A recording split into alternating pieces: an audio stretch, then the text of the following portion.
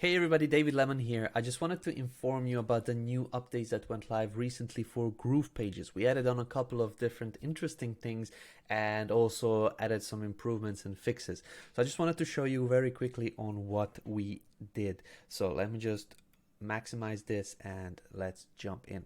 So one of the first things that we did is kind of improvements for the text editor. And if you have some text, would it be a heading or paragraph text on your canvas here in GroovePages, you now have the options to add in more options like text stroke.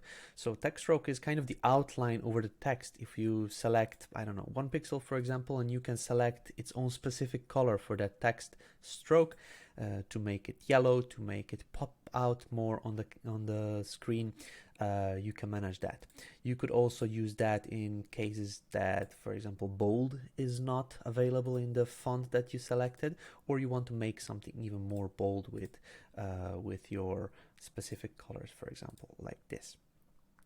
Okay, so that's one of the options that we added on, the text stroke. And also here in the corner of the screen in the right hand side, we added on shading options. So shading is kind of the shadow that gets behind either the container or the text. So at this moment over here, we added on separate box shadow for the container, and you can manage that here. You can also add on large shadows. You can also add inner and emboss shadows and things like that, but you could also go custom, and this is the fun part. You can create custom shadow settings for your boxes or text. If you come in here, you have the options to set up inset or outset shadows for your container, and you can set up, I don't know, X offset and Y offset and blur and spread and different colored shadows and things like that.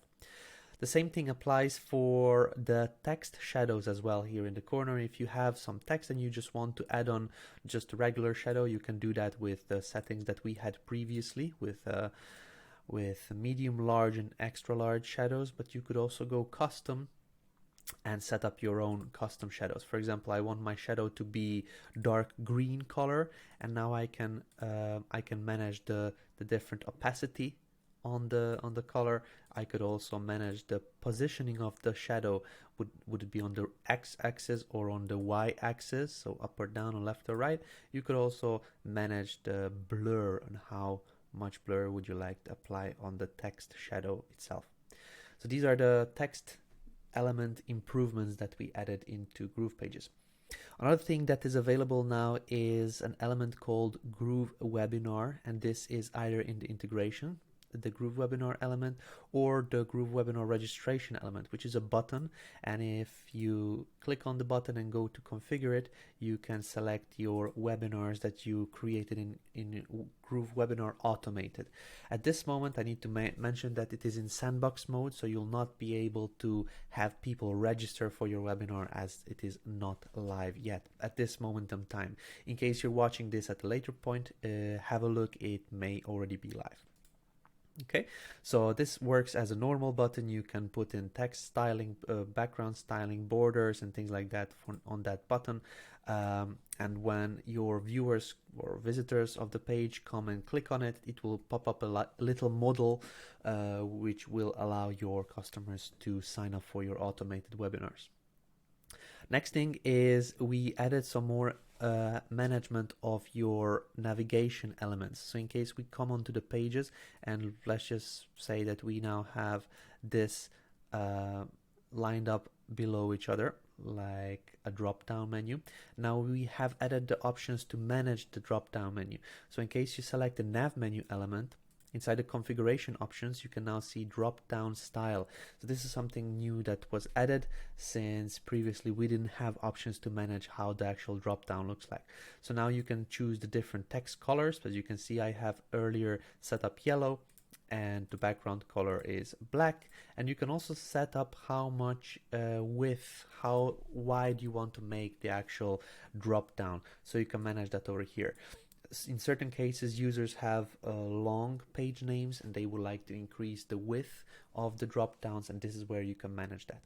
Once we click the update button, you may need to go and have a preview through the preview button in order to see it in action over here. Yeah, so that's the next thing, we have a couple more things that we added. So let me just mention those as well. Oh yeah, the fun part now. As you can see, we have a button on the page, and if you click on a button in the configuration options, we added on a couple of different options. The first one I will show you is a sublabel, and we also have added use icon left, use icon right. I'll mention those next. So as you normally do, you can manage the button label over here in this field. So if you type in get it now, something like that, and you click the update, this is the regular setup that we had previously. You can manage the text sizing, you can manage the text color of the button through these options just by selecting the button element itself. But now, as we added on the sublabel, so in case you turn on the sublabel and click the update button, you'll get a sublabel on your button. And it may seem similar, but how you manage the sublabel is by clicking on the canvas to the sublabel and managing it separately. You can write your own text, you can style it completely different than the main button text. So let me just show you. Let's just say just click once, and that is it. There we go. So this is now my sublabel text, and I want to style it differently. I don't want to have it yellow.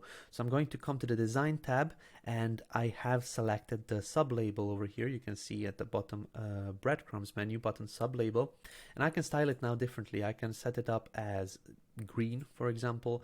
I can choose a different font. I can make it a different size, and basically it allows me to manage it as a single element, as a text element. But what's fun is that you don't really have one sublabel option. You can just duplicate it and create as many as you like. Also, you can do multiple lines of this text and then just do something like that. But don't go crazy with it. Keep it simple. And the simpler you leave it, the nicer it will look on your site. So yeah, don't go crazy with it. You have the option to manage it, but just like keep it in terms of normal.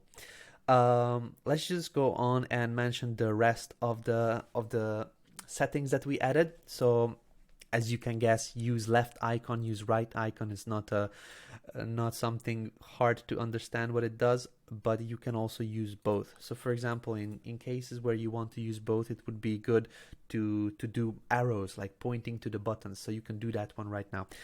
We also improved the selection of the icon, so now it is a search bar.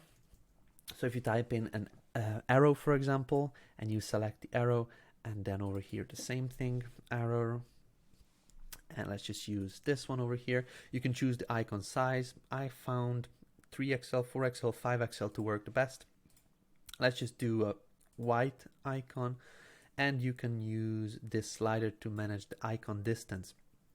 Once you're done with that, you can just click update, and it will show up on the canvas with this kind of setup.